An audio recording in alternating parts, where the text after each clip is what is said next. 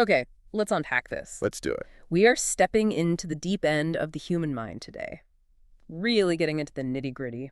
Yeah, and our sources, I mean, we've got a serious stack of research here, mostly grounded in cognitive psychology. Right.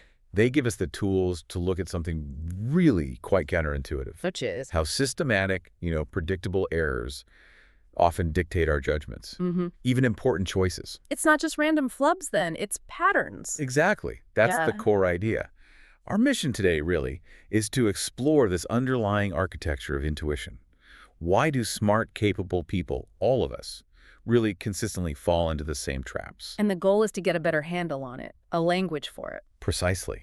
The sources actually talk about acquiring a vocabulary for informed gossip about these things. Informed gossip, I like that. Yeah, it lets us recognize and maybe even anticipate these cognitive faults, what we generally call biases. And that predictability you mentioned, that's almost the unnerving part, isn't it? We make these patterned mistakes. It is. Think about, say, a job interview scenario. Yeah.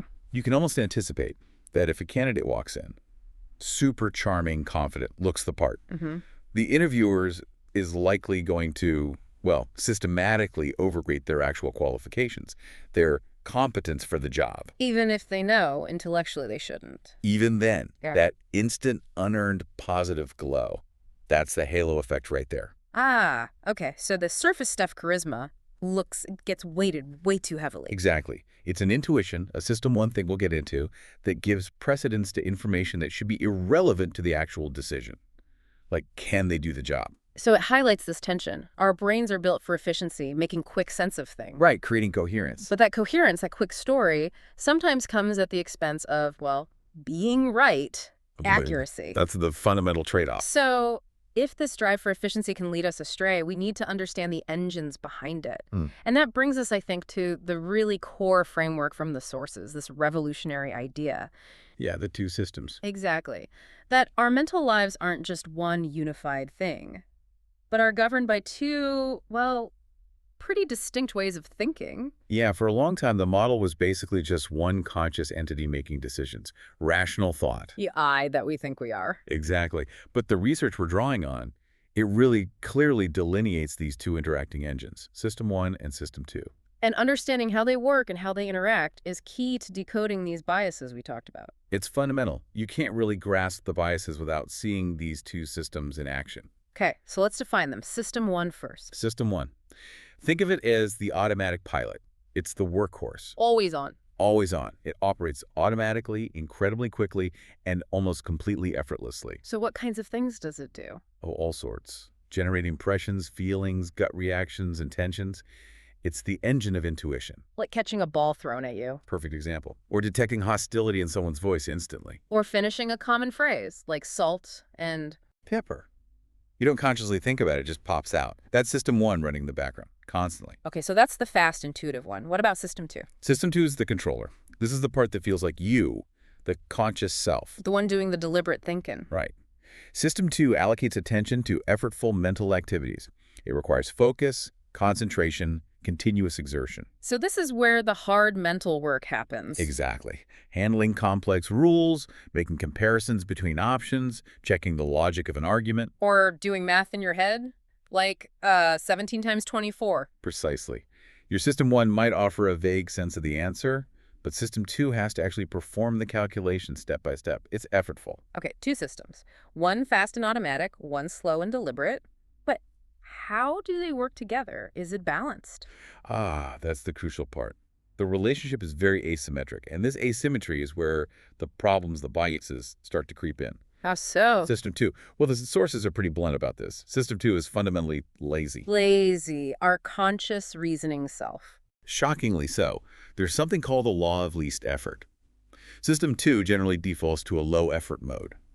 It prefers to conserve energy. So it doesn't like doing that hard work unless it absolutely has to. Exactly. It tends to act more like maybe an indifferent monitor. It often just endorses or rationalizes the suggestions, the intuitions, that System 1 feeds it. Without really checking them. Without investing the cognitive energy needed for proper verification. Yeah. Unless something flags the suggestion as obviously wrong or the stakes are very high. Wow. Okay, so System 1 proposes, System 2 mostly just rubber stamps it. That's a great summary of the default state. And this isn't just armchair psychology.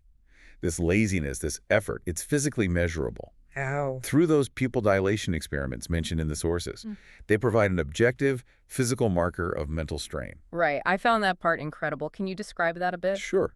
The researchers back in the day would actually project an image of the subject's own pupil onto a screen in the hallway, sometimes huge, like a foot wide. Whoa. And they could watch it in real time, literally get bigger dilate as the person engaged in a mentally taxing task. Like that add 3 task you mentioned. Exactly, where you hear a string of digits, say 4, 7, 1, 9, and you have to call out the next sequence, adding 3 to each digit. So 7, 0, 4, 2. And keep going with a steady rhythm. It's surprisingly hard. I bet. And the pupil changed noticeably? Dramatically. It would dilate significantly as they worked, showing the intense effort. And then it would contract when they relaxed, or, fascinatingly, when they gave up. They could tell when someone quit just by looking at their pupil? Yeah. The pupil would often shrink abruptly. The researchers apparently felt they had a direct window to the soul, charting the moment-to-moment cognitive load. That's amazing. And it relates to the pace of mental life. Absolutely. Most of the time, our minds are just strolling along, like casual conversation, very low effort. That's system 2 barely taking over. Okay. Holding a few digits in short-term memory, that might be like a light jog, takes some effort, but manageable. But tasks like add 3 or complex multiplication, that's an all-out mental sprint, pushing system 2 to its absolute limit. And the pupil reflects that sprint. Within seconds, it can dilate by up to 50%. That's a physiological sign of significant exertion. And that exertion, that sprint, it has a cost, right? It's not free energy. Definitely not. It proves our attentional resources are shared and, crucially, limited. There's only so much effort juice to go around. So if system 2 is overloaded... When cognitive strain is at its peak, people can become, effectively, blind. Blind? How? The sources describe a really striking variation of that famous invisible gorilla study. Ah, where people miss the gorilla walking through the basketball game. Right. In this version, subjects were doing an intense mental task, like the easier add 1 sprint, while staring at a computer screen. Okay, focusing hard on the numbers. Exactly. And while they were staring directly at the screen, fully focused on the task, a letter K would flash briefly. And they missed it, while looking right at it. Almost half the time, they completely failed to see the letter K when their mental effort was at its peak. Their eyes registered it, physically, but the effort poured into the number task consumed the attentional resources needed to consciously notice something unexpected, even something right in front of them. Wow. So intense mental focus makes you miss the obvious. It absolutely can, Yeah. which connects directly to another key concept from the research, ego depletion. From Roy Baumeister's work. That's the one.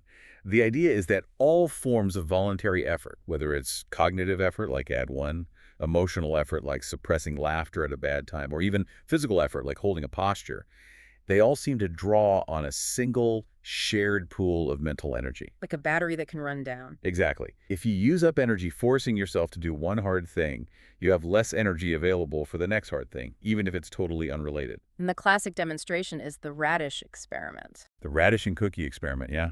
It's quite clever. Imagine you walk into a lab, maybe a bit hungry, and there's a plate of fresh-baked chocolate chip cookies and also a bowl of radishes. Okay, I know which one I'd prefer. Right.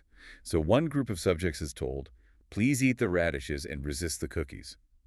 This requires active self-control, right? Resisting temptation. Definitely. Torture. Yeah. The other group gets to eat the cookies. Then, after this, both groups are given a difficult, frustrating puzzle to solve something requiring persistence and mental effort. And the radish group? The radish eaters, the ones who had already exerted self-control resisting the cookies, they gave up on the difficult puzzle significantly faster. They performed much worse. Because their willpower battery was already drained. That's the idea. And importantly, ego depletion feels more like a loss of motivation than hitting a hard capacity limit like cognitive load. Your system 2 could probably still do the task if forced, but it just doesn't feel like making the effort anymore. Intellectual sloth, you called it. Pretty much. It's how a lazy, easily depleted system 2 allows system 1's automatic responses to dominate more often than they should. Okay, so we have this dynamic. A fast, always-on system 1 feeding us impressions, and a powerful but lazy system 2 that gets tired easily. What happens when their outputs clash?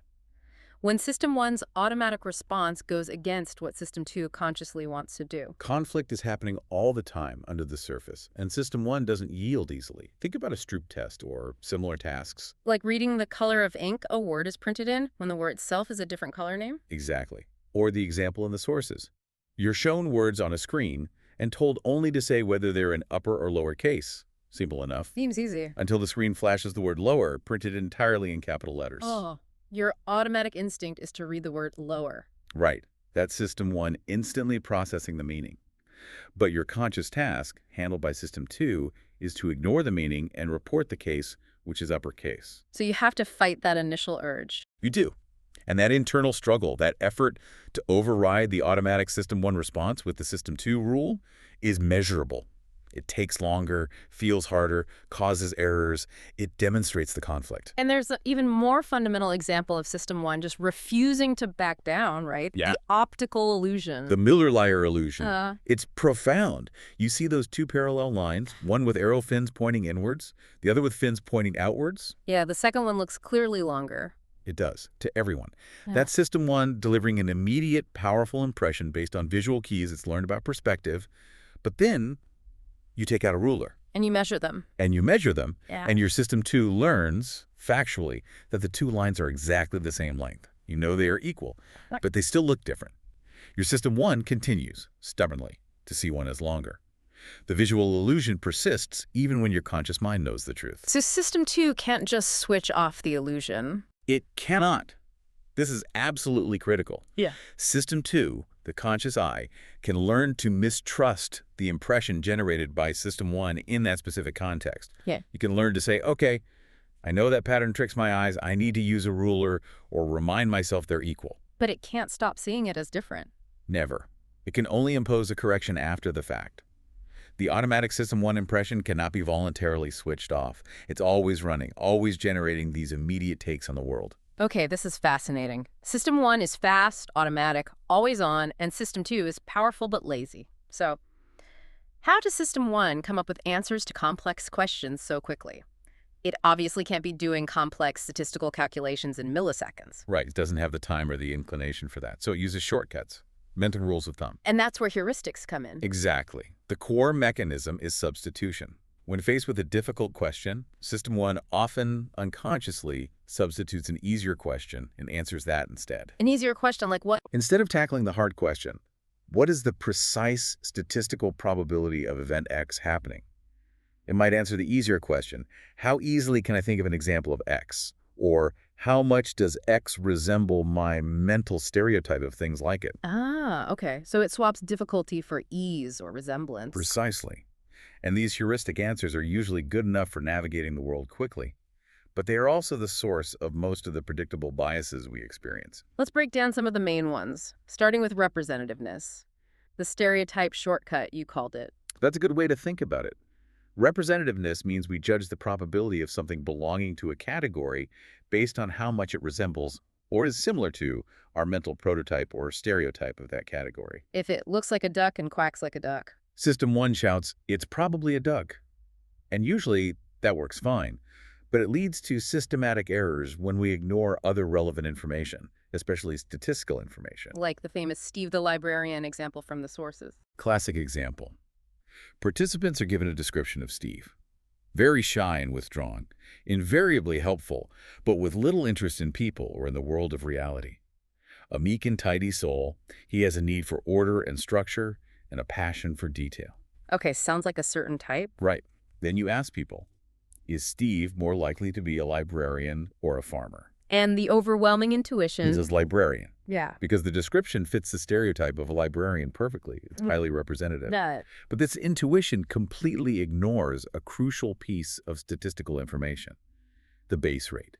Which is? The simple fact that, in the U.S. population, for instance, there are vastly more male farmers than male librarians, maybe 20 times more, the source suggests. So statistically, even if the description is a perfect match for a librarian stereotype, it's still overwhelmingly more probable that Steve, chosen at random from the population, is a farmer. Exactly. A truly rational judgment would require System 2 to step in and combine the resemblance information from System 1 with the base rate statistics. But System 2 is lazy. And usually doesn't bother. The intuitive answer based on resemblance feels so right, so coherent, that the statistical check just doesn't happen. Base rate neglect is a massive consequence of relying on representativeness. And this isn't just about librarians. It affects medical diagnoses, financial judgments. Absolutely. Anywhere where a compelling story or stereotype clashes with underlying statistical reality. Representativeness can even make us violate basic logic, like in the conjunction fallacy. That's the Linda problem. Yeah, the Linda problem. Participants read a description of Linda. She's bright, outspoken, concerned with social justice, philosophy major in college. Then they're asked which is more probable. A, Linda is a bank teller, or B, Linda is a bank teller and is active in the feminist movement. And people choose B. Overwhelmingly, even though logically B is a subset of A.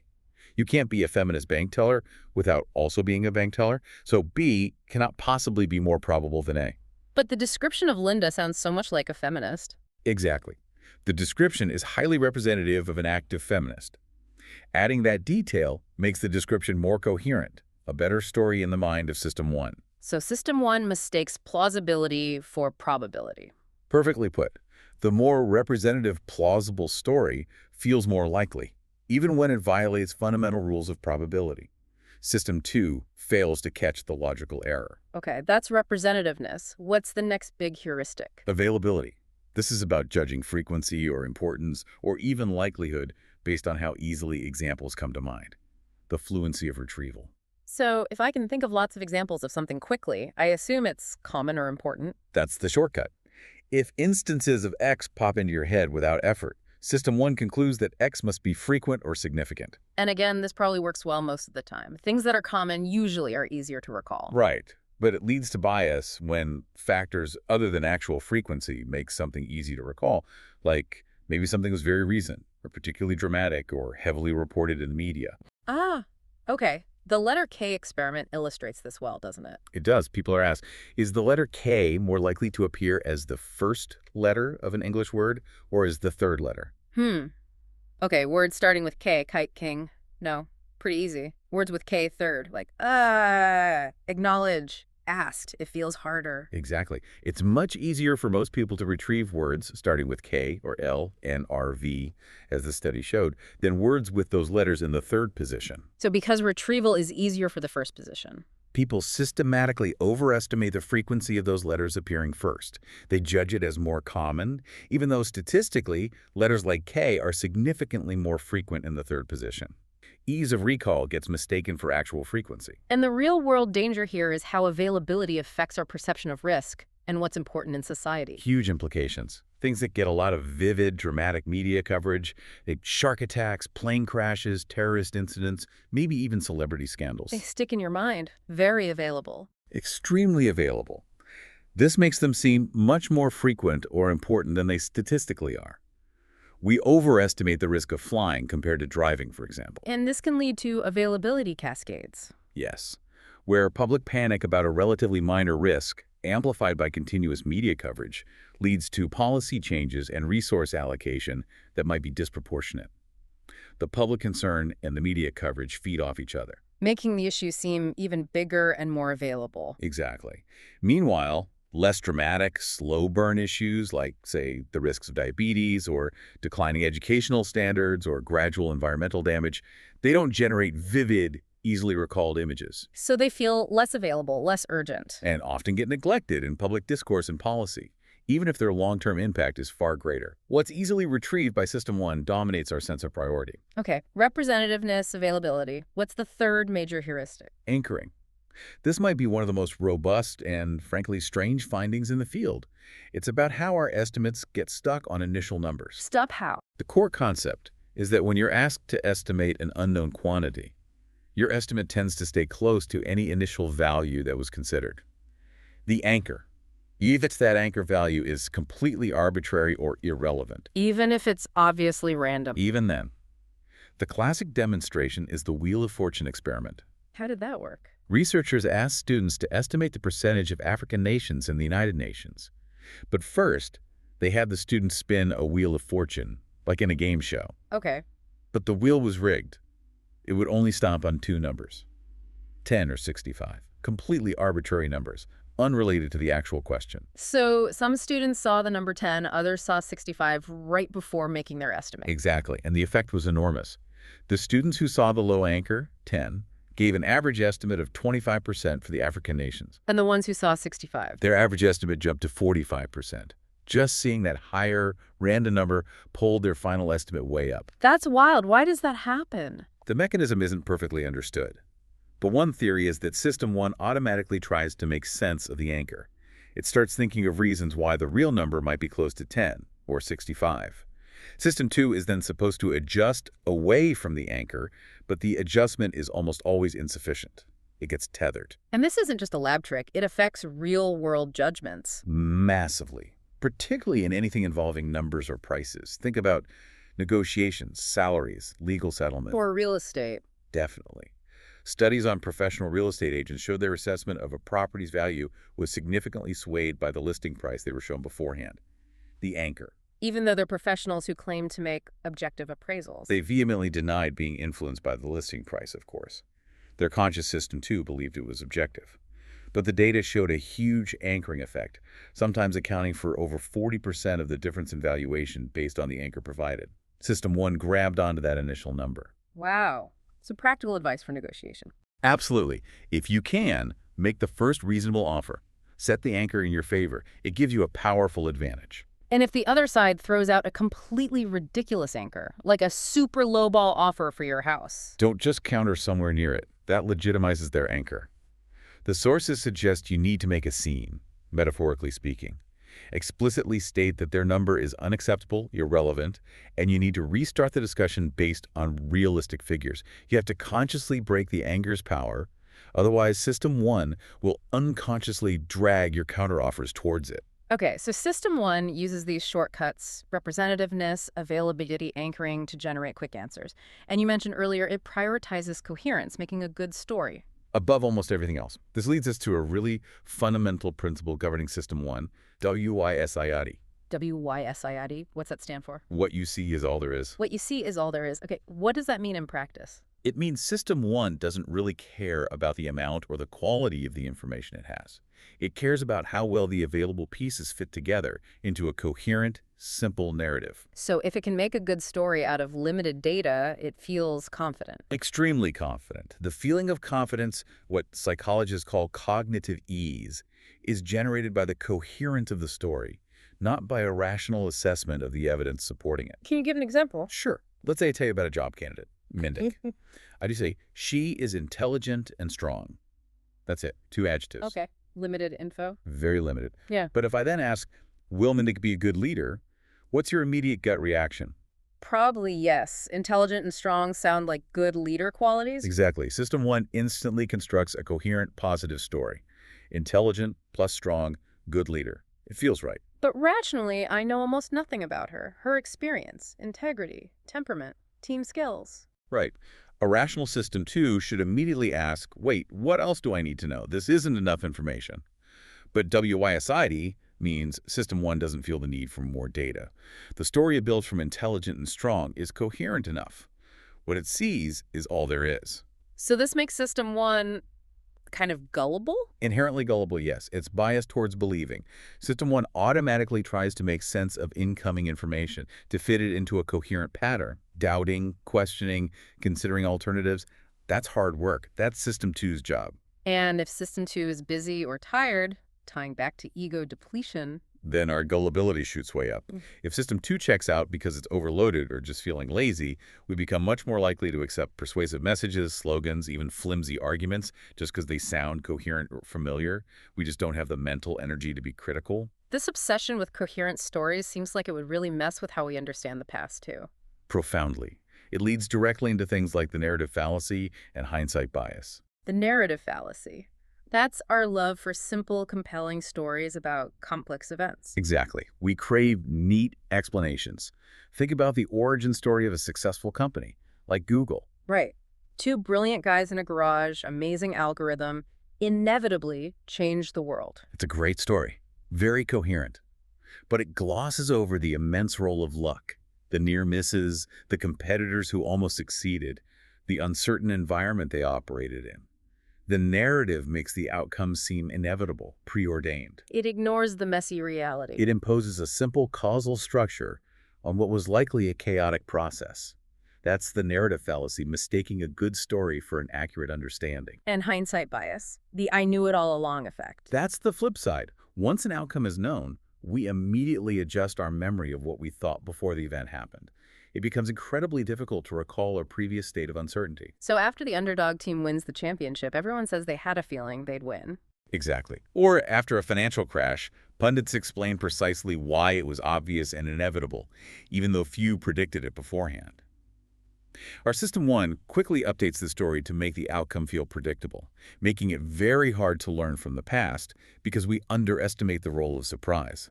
And this hindsight bias leads to judging past decisions unfairly. Yes, through outcome bias.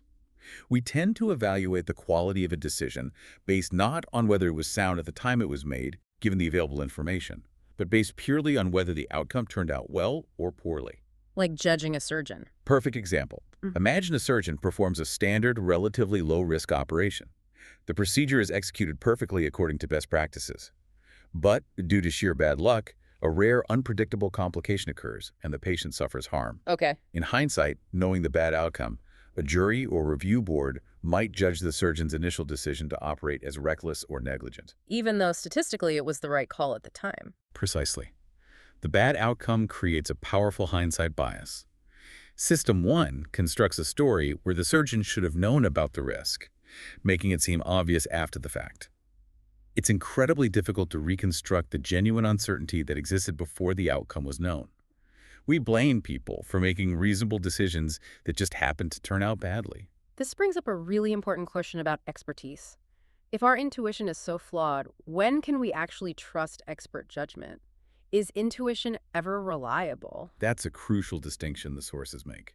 True expert intuition is real, but it's not magic.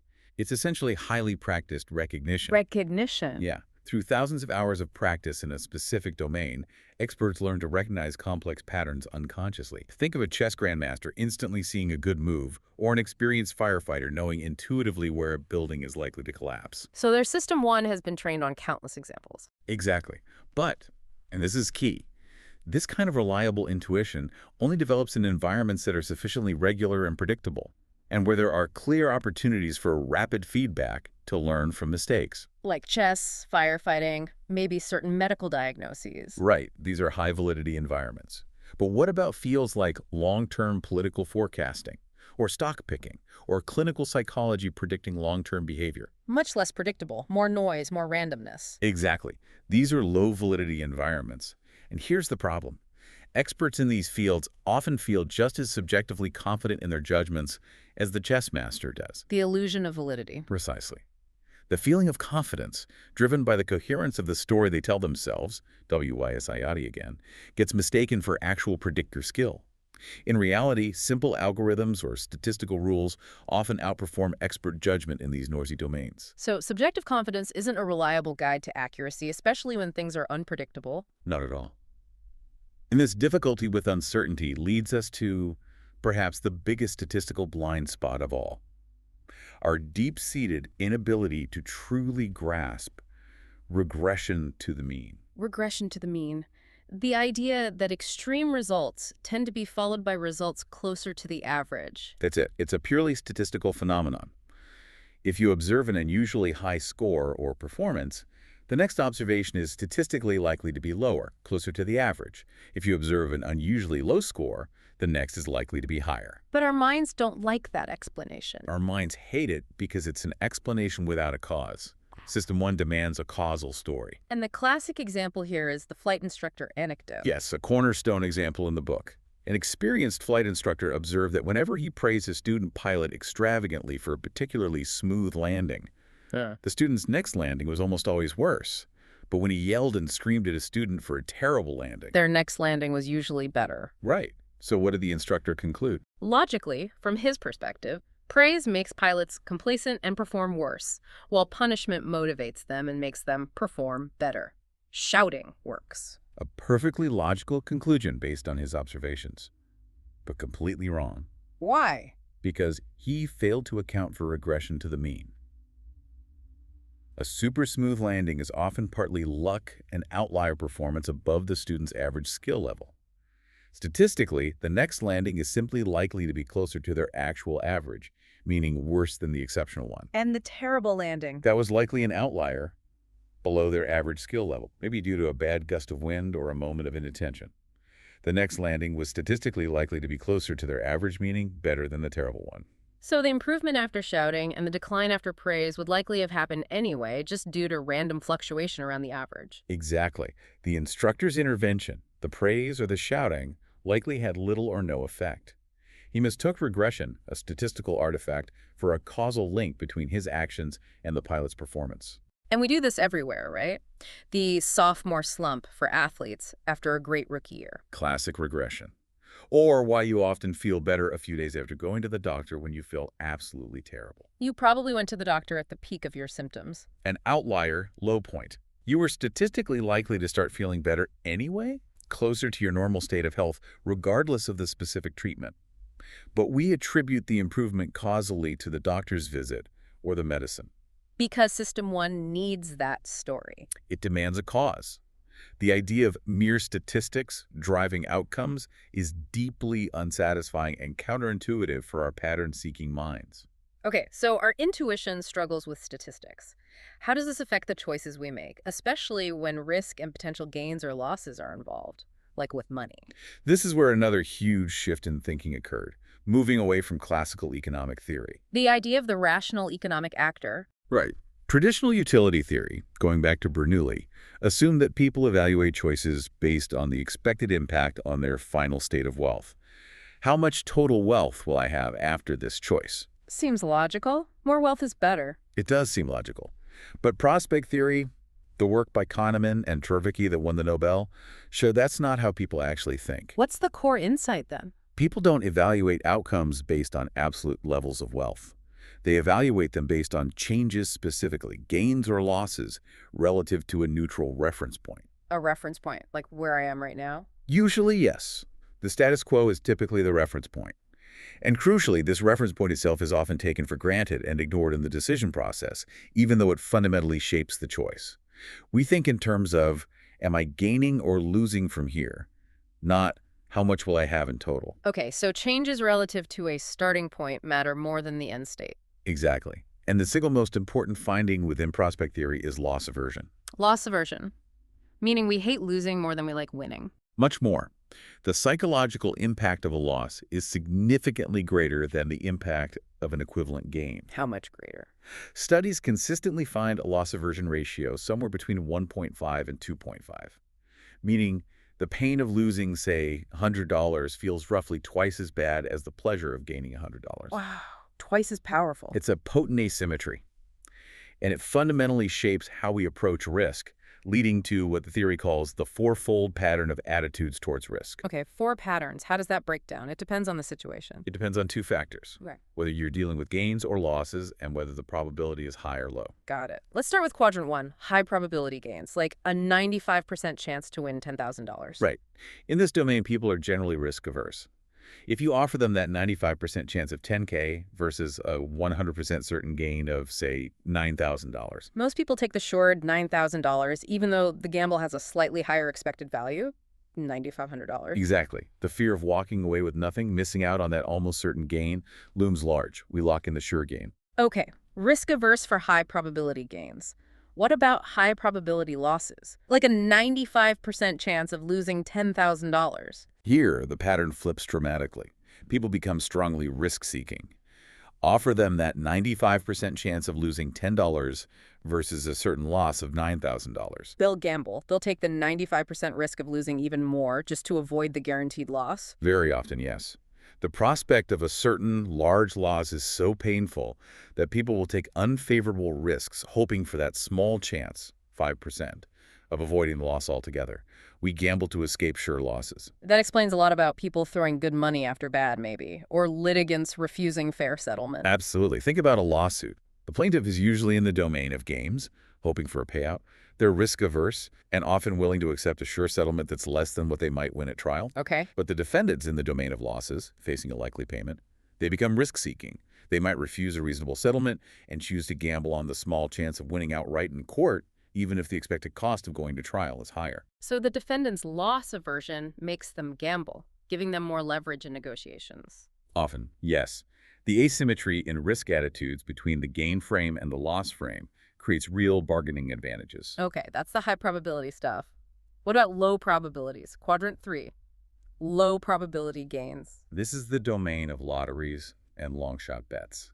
Here, people become risk-seeking again. We buy lottery tickets even though the expected value is terrible. Exactly. We are attracted by the tiny possibility of a huge win. We tend to overweight very small probabilities when it comes to potential gains. The possibility effect dominates. So we pay a premium for that slim chance of getting rich. We do. And then the final quadrant, low probability losses. Like the chance of your house burning down. Perfect example. Yeah. Here we flip back to being strongly risk-averse. This is the domain of insurance. We pay premiums to protect against unlikely but catastrophic events. Right. We overweight the small probability of a disastrous loss. The fear of that potential catastrophe makes us willing to pay an insurance premium that is statistically higher than the expected cost of the loss itself. We're essentially paying extra to eliminate the worry, the possibility of that loss. We buy peace of mind. Exactly. We turn a small probability of a large loss into a certain manageable small loss. The premium. It's the certainty effect in the loss domain. This loss aversion concept also explains the endowment effect, right? Why we value things more just because we own them. Absolutely. The endowment effect is a direct consequence of loss aversion. The mere act of owning something shifts your reference point. Giving it up is now perceived as a loss. And losses hurt more than gains feel good. Roughly twice as much. So the pain you anticipate feeling if you lose the object you own is greater than the pleasure you would have gotten from gaining it in the first place. The mug experiment showed this clearly. The coffee mug experiments are classic. Researchers gave mugs to one group of participants, the sellers. Another group, the buyers, were given money and the option to buy an identical mug. A third group, choosers, could simply choose between getting a mug or getting an equivalent amount of cash. And the sellers. The sellers, who now own the mugs and face the prospect of losing them, demanded a price roughly double what the buyers were willing to pay to acquire one, or what the choosers valued the mug at compared to cash. Double. Just because they owned it for a few minutes. Yep. That gap reflects the pain of the loss for the sellers versus the pleasure of the gain for the buyer's choosers. It's not about the mug itself, it's about the psychology of ownership and loss aversion. So the practical takeaway is we tend to overvalue what we already have. Makes it hard to sell things or change jobs or get rid of clutter. It's a powerful force for maintaining the status quo, absolutely. The anticipated pain of giving up what you possess often outweighs the rational assessment of its value or the potential benefits of change. Okay, and maybe the most striking demonstration of how our choices aren't based on objective reality is the power of framing. Yes. This shows that our preferences aren't stable or reality-bound. They are incredibly sensitive to how choices are presented or framed. Even inconsequential changes in wording can cause massive reversals in preference. The most famous example is the Asian disease problem. A benchmark study. Participants were presented with a scenario.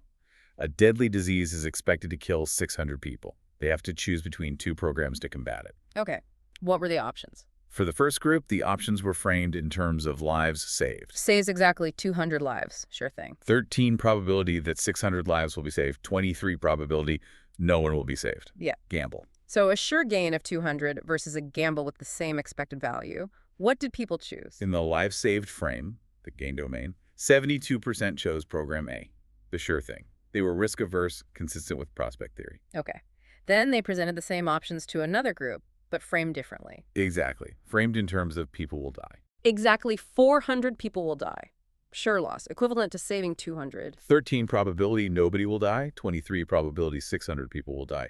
Gamble, equivalent to program B. So mathematically, AC and BD. The outcomes are identical, but the frame is loss versus gain. What happened here? Preference completely reversed. Yeah. In the people will die frame, the loss domain, 78% chose program D, the gamble.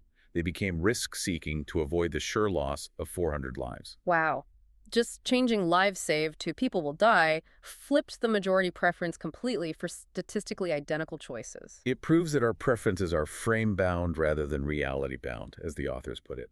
The psychological reality created by the frame determines the choice, not the objective outcomes. And this isn't just hypothetical. Framing affects policy decisions all the time. You mentioned the MPG illusion. Yes, a really important real-world example. Miles per gallon, MPG, seems like a sensible way to measure fuel efficiency.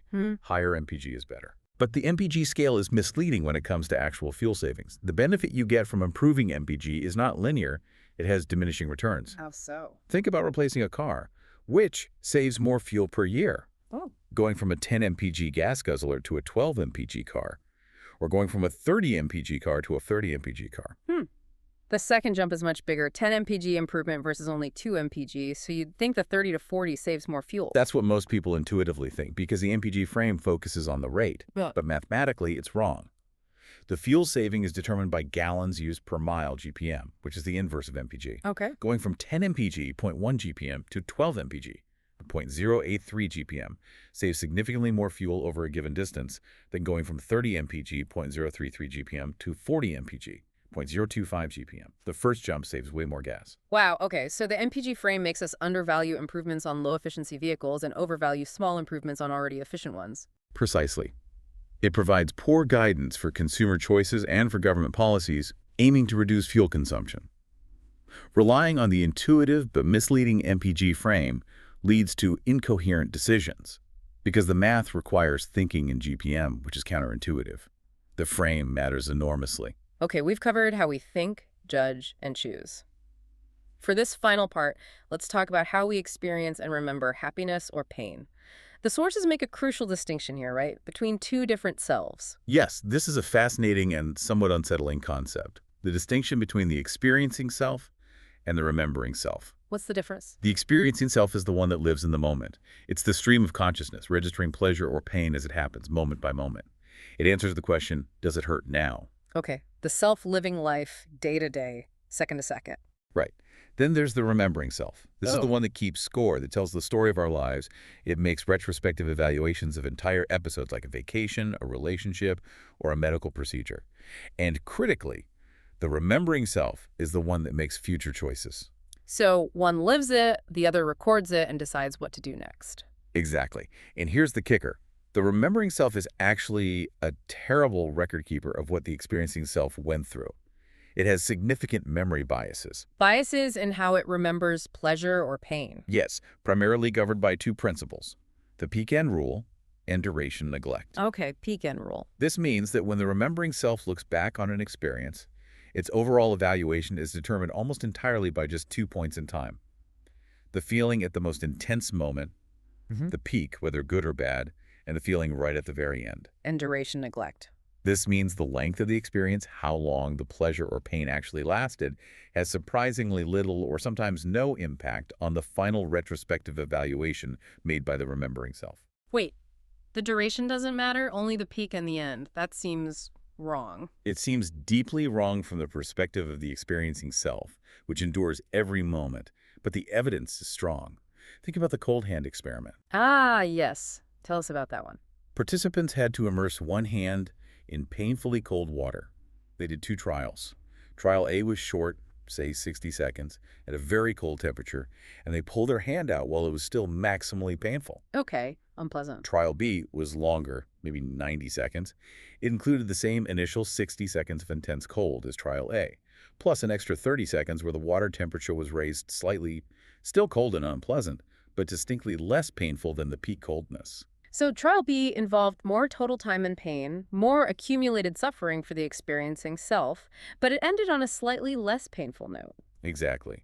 Then, after experiencing both trials, participants were told they had to repeat one of them. Which one do you think they chose? Logically, they should choose the shorter one, Trial A, to minimize total time suffering. That's what the experiencing self would vote for. But the majority of participants chose to repeat Trial B, the longer, objectively more painful trial. Why? Because the remembering self evaluated Trial B more favorably. It was dominated by the peak-end rule. Both trials had the same painful peak, but Trial B had a less painful end. That slightly better ending created a better memory. even though the total duration of pain was longer. So they chose based on the memory they preferred, not the experience they endured. Precisely. The remembering self, which makes the choices, prioritized its own retrospective comfort over the actual duration of suffering lived by the experiencing self. We often seem wired to maximize the quality of our future memories, even at the cost of present experience. That's quite a profound idea. Our choices are for the storyteller in our head, not necessarily the person living the moments. It raises deep questions about what happiness even means and what we should be aiming for. And this connects to one final bias, the focusing illusion. How does that fit in? The focusing illusion distorts our judgments about our own well-being and our predictions about future happiness. It's captured perfectly by the phrase the authors use. Which is? Nothing in life is as important as you think it is when you're thinking about it. Okay, unpack that. When you are asked to consider a specific aspect of your life, say, your current income, your health, or even the weather, your attention becomes focused on that single factor. Right. System 1, through WYSID, then assigns disproportionate weight to that factor when you evaluate your overall happiness or predict how happy you'd be if that factor changed. You temporarily forget about all the other things that actually contribute to your well-being, which you aren't currently focused on. So if someone asks me how happy I am right after asking how my love life is going, Your answer about general happiness will likely be heavily influenced by how you feel about your love life at that moment. The sources describe a study like this with students' dating frequency. Those asked about dating first showed a much higher correlation between dating satisfaction and overall happiness than those asked in the reverse order. Dating temporarily became the dominant factor due to the focus. it looms larger than it normally would? Much larger. Another great example is the study comparing people living in sunny California versus the Midwest. Everyone assumes Californians must be happier because of the weather, right? That's the common assumption, driven by the focusing illusion on climate. But when researchers actually surveyed people in both regions about their overall life satisfaction, there was no significant difference. Midwesterners were just as happy as Californians. But if you ask students in either place who they think is happier, They both confidently predict Californians are happier. They focus on the salient difference, the climate, and exaggerate its importance to overall well-being, ignoring all the other factors, job satisfaction, relationships, daily hassles, that actually determine happiness more significantly and are similar across locations. so we make mistakes predicting what will make us happy because we focus too much on the initial impact of a change, like moving to a sunnier place, and forget that eventually we adapt and other things become more important again. Exactly. The focusing illusion leads us to misjudge the long-term impact of both positive and negative circumstances on our actual lived experience. Wow. Okay, so summing up this deep dive, it feels like the big picture is this constant interplay. We have this fast, intuitive storytelling system one always running, influenced by heuristics like representativeness and availability, powerfully averse to loss. And prone to WISID, constructing confident beliefs from limited data. And then we have this capable but fundamentally lazy system two, which is supposed to be in charge but often just goes along for the ride, easily depleted, susceptible to framing, and easily fooled by illusions of understanding or memory. That captures the core tension really well. And the result is this landscape of predictable biases, anchoring, base rate neglect, outcome bias, the focusing illusion. This list goes on. So what's the ultimate takeaway? Are we just doomed to be irrational? Can we fix ourselves? Well, the sources are actually quite sobering on that front. You probably can't eliminate these biases entirely in yourself any more than you can stop seeing the Miller-Lyer illusion even when you know the lines are equal. System one is just too automatic, too fundamental. Okay, so individual perfection isn't the goal. Probably not. The more realistic goal, suggested by the research, is developing awareness and a vocabulary. Like we said at the start, learning the language of biases, being able to spot anchoring or recognize WISID in action, or question an intuition based on availability. So you can engage system two deliberately when it matters. Exactly. The value of knowing about these patterns is that it allows you to slow down, recognize situations where your intuition is likely to be flawed, and bring more effortful System 2 thinking to bear, especially when the stakes are high. It's about improving judgment, not achieving perfect rationality. Think of it as quality control for your thoughts. And this applies not just to individuals, but maybe even more importantly to groups, to organizations. Absolutely. Organizations are composed of individuals susceptible to all these biases. but organizations can implement procedures and checks and balances to mitigate the impact of those individual biases on collective decisions. You can't easily debias a person, but you can structure decision-making processes to be more robust. Which leads to a final provocative thought. We've talked a lot about how biases like overconfidence and optimism run rampant. Is there a practical way for, say, a company or a team to fight against that? There is. And it comes from a different researcher, Gary Klein, but fits perfectly with the System 1, System 2 framework. It's an idea called the pre-mortem. Pre-mortem, like before death. Exactly. Instead of a post-mortem after a project fails, you do a pre-mortem before it even launches, when the decision is almost final but not yet set in stone. How does it work? You gather the team involved in the decision, and you say, okay, imagine it's 1 year from now. We went ahead with this plan, and it was a complete, unmitigated disaster, a total failure. Ouch. Now you instruct them, take 5 or 10 minutes and write a brief history of that disaster. Why did it fail so badly? So you force everyone to imagine failure and explain it? Precisely. What this does is genius. It legitimizes doubt. It overcomes the WICID-fueled optimism and groupthink that often suppresses dissenting opinions. By framing it as the failure has already happened, explain why, it makes it psychologically safe for people to raise potential risks and flaws that they might otherwise have kept quiet about. It forces System 2 thinking by creating a coherent story of failure this time. Exactly. It leverages our love of causal stories, but directs it towards uncovering potential weaknesses. It forces the team to look for the obstacles, the non-events, the things that could go wrong, which System 1's optimistic, coherent narrative normally pushes aside. It's a practical, powerful nudge to tame overconfidence before making a critical commitment. The pre-mortem, a way to institutionalize skepticism. That's a great thought to end on. It really challenges that automatic, feel-good coherence. Fantastic. Well, lots to think about there. Thanks for unpacking all that. My pleasure. It's fascinating stuff.